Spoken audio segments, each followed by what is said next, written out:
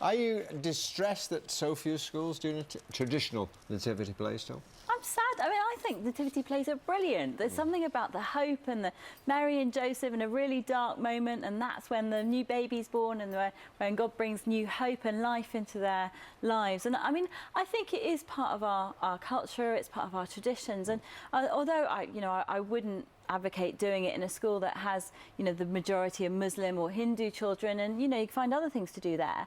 But why not? Why not keep going with this beautiful story that's seen people through thousands of years and brought hope to so many children and adults actually down the generations? Well, it's really interesting because it seems that parents are still keen to have that element, but a lot of schools seem to be stepping away from even calling it a nativity, and they're calling it like an end-of-year show or something instead. And do you think there's this sort of fear over being too religious, or fear over sort of, being too prescriptive about how things are done?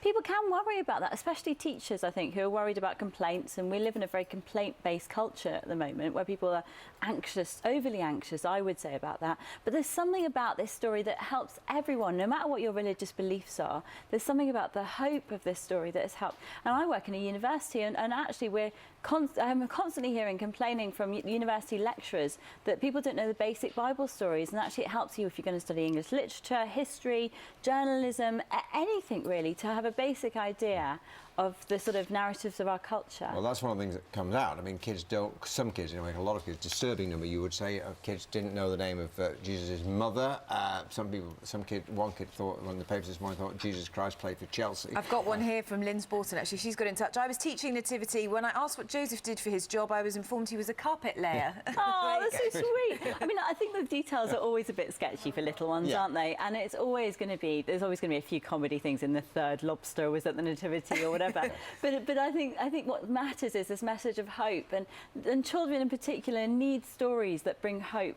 to their lives. And we're all facing tough times, and kids know that we're facing tough times. And stories of hope where there's darkness are incredibly important for making kids resilient and giving them a strength of character. When I first came out, it was like surreal. I thought, I'm not here. That was really weird, because I've been living in a commune with lots of people, and it was just what's happened, and not eating very much.